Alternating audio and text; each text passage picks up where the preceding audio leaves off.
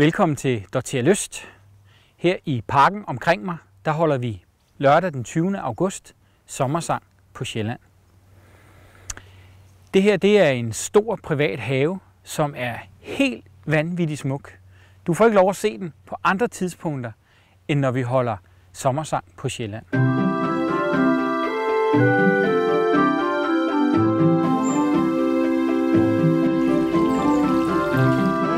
Jeg har fået lov at gå en tur i haven sammen med Kate og Marianne, som bor her.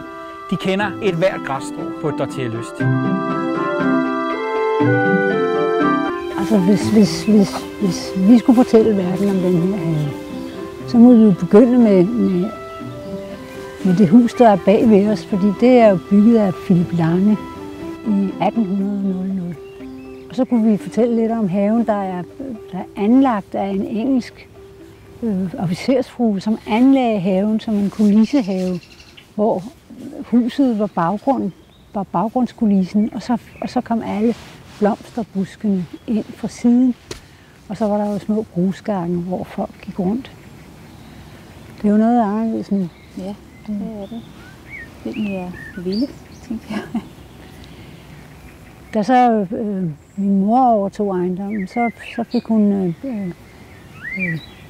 arkitekt C.T.H. Sørensen inden fra Det Kongelige Akademi til at komme ud og anlægge haven. Og han fjernede alle gangene og lavede det til den her store græsplæne, hvor man kan se ned ud over. Skal vi ikke få lidt derned over?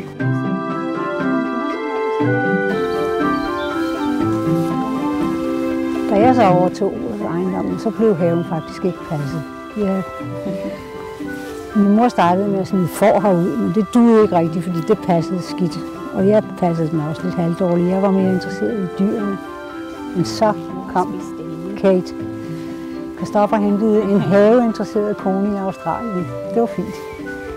Smid fårene ud. Så, ja, alle dyrene blev smidt ud. Alle mine ponyer.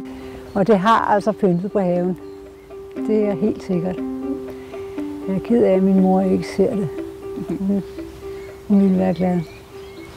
Her står alle de træer, man får foræren, ikke? Så får man plantet dem et eller andet sted. Den her, den fik jeg, fordi jeg var ved at blive gammel, og jeg måtte ikke blive dement, så jeg skulle bare spise lidt af den hver forår.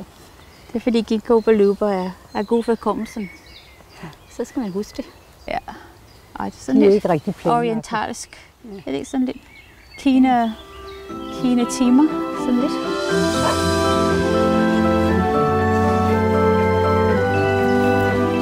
For nogle år siden, der havde vi et stort internationalt kørestævne, og der havde de sådan et dommerhus.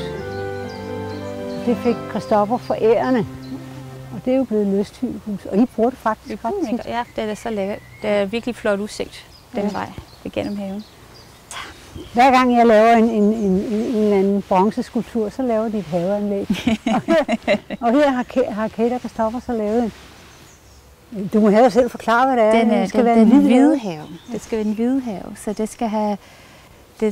meningen er, at det baggrunden er mørk jo, så det hvide blomster, de kan ses. Men det er jævnt med nogle lidt taks her rundt omkring, der kan give lidt nogle former, og så er den også lidt at kigge på om vinteren også. Nogle kalder det også en måneskinshave. Men så er det meningen, at man kan gå ud en lys aften, og så er alle blomsterne helt lys og hvidt mod en mørk baggrund. Det var en rosenhave, de lavede fordi jeg havde lavet en lille bronzeged. Men nu kan man jo slet ikke se geden for bare roser. Ikke for her, men det kan godt lidt. Det er så flot, som det det er. Ja. Men det er meningen, at alle de historiske roser, så langt de fleste af dem dufter, især den der. Og, men problemet er, så blomster de kun i 14 dage, så er det overstået. Desværre. Jeg skal næsten kunne dufte den. Den er vildt flot. Men da Kate og Christoffer blev gift, der kan jeg huske, der lavede vi laner under roserne, og så rystede vi alle rosenbladene ned, så vi kørte væk fra kirkegården, eller fra kirken, så var det et væld af rosenblade hen over hovedet på dem. Det var det dejligt, det var det. Og så nedunder, fordi det var lidt kedeligt, og roser får nogle langbenede. De blev langbenede og lidt kedelige, så har vi plantet nogle skovjordbær. Og de smager bare godt. Så børnene kommer herned og at spise dem. De dufter af parfume. Og der er millioner af dem. Hunden kan også godt lide dem.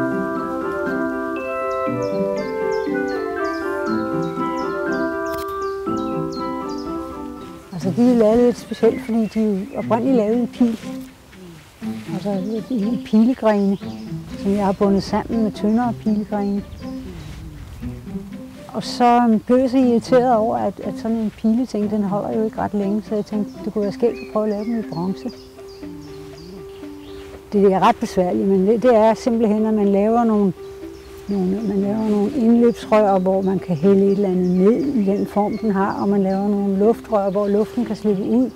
Og så støber man alt det ind i en kæmpe gipskasse og putter ind i en ovn i 6 dage ved 600 grader.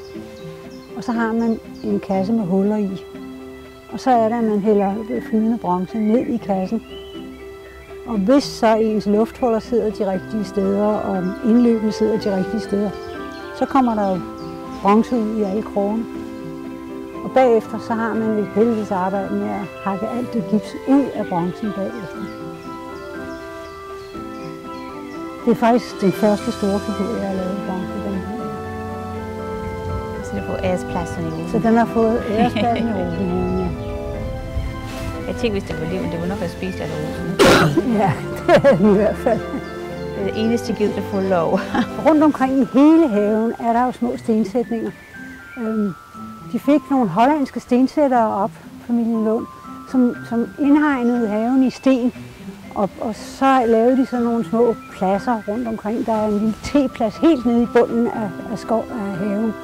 Og så er der sådan nogle små rundinger, hvor her så står der så en søjle, som er sat i anledningen af det deres 50-års. Det er det der guldbryllup. Hvad er det? Det er et gammelt Lundpars guldbryllup, og den er skænket af taknemmelige, i hvert fald ansatte. Og det er sådan en sten, der står til minde om. Det er jo mest ældre mennesker, tror jeg, der har boet her, og som ligesom har haft deres sjæl i haven.